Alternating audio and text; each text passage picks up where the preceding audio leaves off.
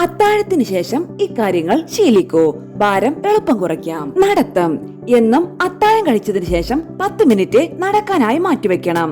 ദഹനം മെച്ചപ്പെടുത്താനും രക്തത്തിലെ പഞ്ചസാരയുടെ അളവ് കുറയ്ക്കാനും ഇത് സഹായിക്കും. ഇതിലൂടെ അമിതഭാരവും കുറയ്ക്കാം. ഹെർബൽ ചായ. അമിതഭാരമുള്ളവർ അത്താഴത്തിന് ശേഷം ആയുർവേദ ചായ കുടിക്കുന്ന ശീലവും വളർത്തിയെടുക്കണം.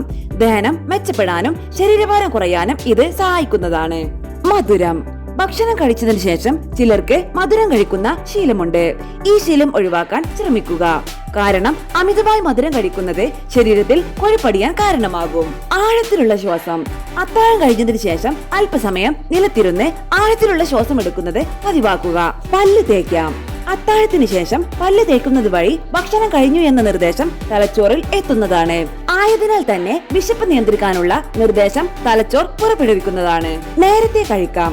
ഉറങ്ങുന്നതിന് 2 മണിക്കൂർ മുൻപെങ്കിലും അത്താഴം കഴിക്കാൻ ശീലിക്കുക. കഴിച്ച ഭക്ഷണം ദഹിക്കാൻ സമയം നൽകിയതിനു ശേഷം മാത്രമേ ഉറങ്ങാവൂ. മിതമായ ഭക്ഷണം.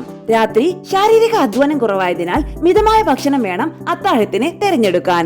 ഉയർന്ന കലോറിയുള്ള ഭക്ഷണങ്ങൾ അത്താഴത്തിൽ നിന്ന് ഒഴിവാക്കുക. പുരോഗതി.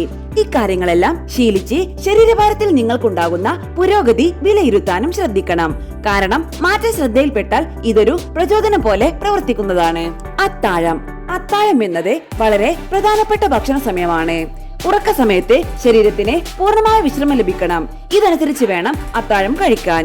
ഇല്ലെങ്കിൽ ശരീരഭാരം ഉയരാൻ ഇത് കാരണമാകും.